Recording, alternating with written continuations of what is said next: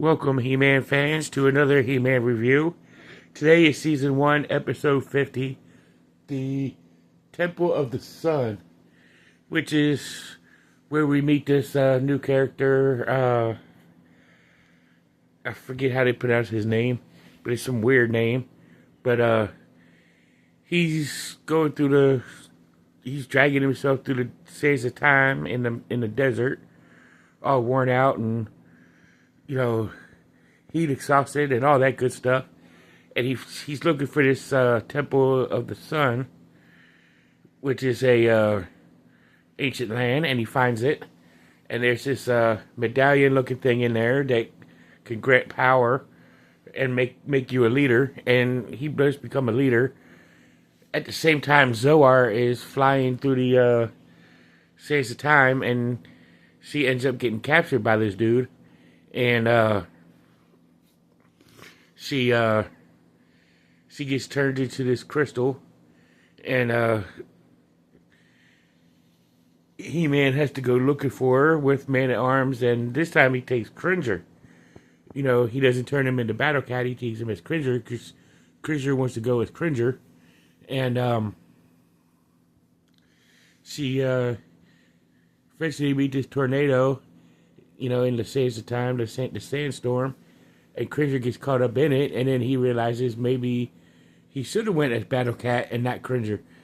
And He-Man turns Cringer into Battle Cat, or Battle Cat, and they make it to the sands of time, to the Temple of the Sun, and they end up handling it, and He-Man destroys the medallion, which turns this new character into back into his old raggedy self, and they kind of save the day, and then they turn the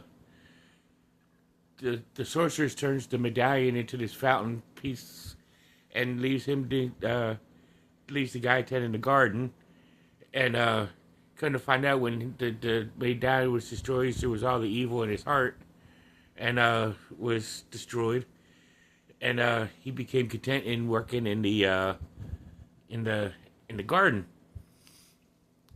Once again, another episode without Skeletor, and